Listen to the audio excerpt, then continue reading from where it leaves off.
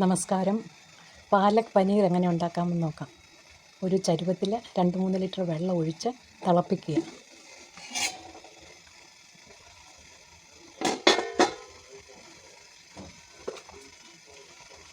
അതിലേക്ക് നല്ലപോലെ കഴുകി വൃത്തിയാക്കി ഒരു പിടി പാലക്കല ഇടുക.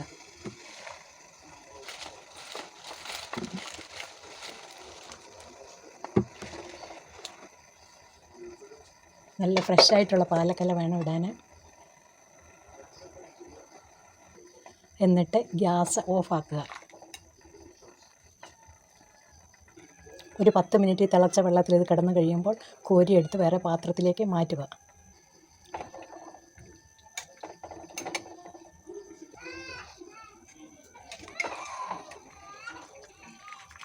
ഇതിനെ കോരി മാറ്റുകയാണ് ഒരു പാത്രത്തിലേക്ക്.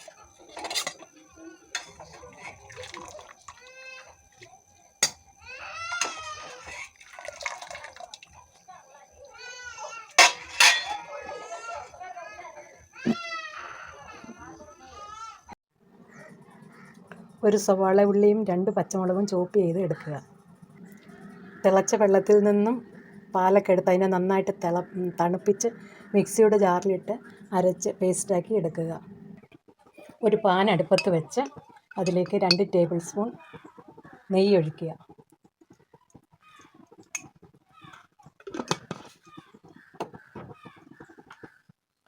അതിലേക്ക് 1 ടീസ്പൂൺ ചെറിയ ജീരകം ഇടുക. ജീരകം ഒന്ന് പൊട്ടി വരുമ്പോൾ അതിലേക്ക് ഉള്ളി ചോപ്പ് ചെയ്തതും പച്ചമുളക് ചോപ്പ് ചെയ്തതും ഇടുക.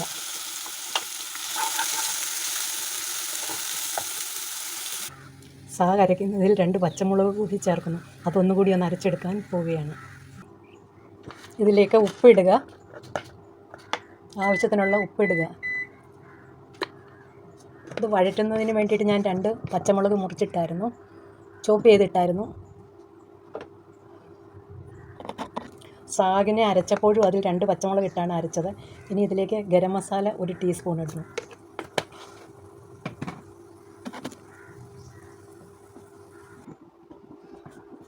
വഴന്നു വന്ന ഇതിലേക്ക് പാലക്കിനെ അരച്ചത് ചേർക്കുക.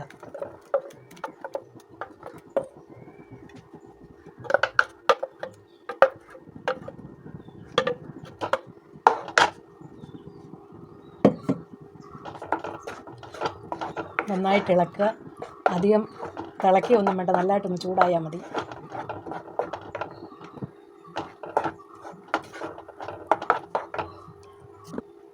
ഉപ്പ് നോക്കിയിട്ട് ആവശ്യമെങ്കിൽ ഉപ്പ് ഇപ്പം ചേർക്കണം. ഇനി പനീറിനെ ഇതിലേക്ക് ഇടുകയാണ്.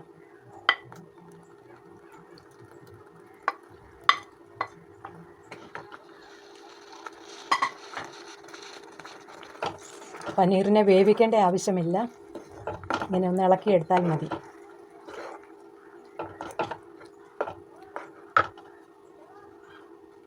ഇനി ഇതിലേക്ക് സ്വല്പം ക്രീമും കൂടെ ചേർക്കുന്നു. ഇത് ക്രീം ഫ്രീസറിനകത്തിരുന്ന് കട്ടിയായി പോയതാണ്, ഇതിൽ വീണ് അലിഞ്ഞുകൊള്ളും.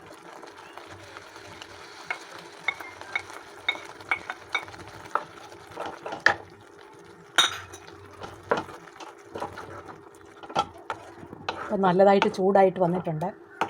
ക്രീമും അതിനകത്ത് അങ്ങ് ചേർന്നു.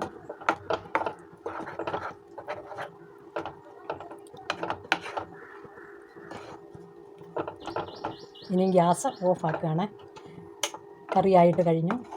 നമ്മൾ പാലക്കിൻ്റെ ഇല എടുക്കുമ്പോൾ അതിന് ഒരു 6 മണിക്കൂർ നേരം വെള്ളത്തിൽ നല്ലതായിട്ട് മുക്കിയിട്ട് ഉപ്പുപൊടിയും മഞ്ഞൾപ്പൊടിയും കൂടെ ചേർത്ത് വയ്ക്കണം.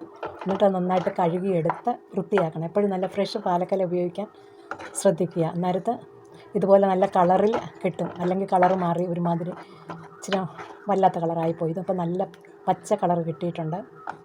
ഇനി ഇതിനെ ഒരു സർവീസിങ് ഡിഷിലേക്ക് മാറ്റി സെർവ് ചെയ്യാവുന്നതാണ്.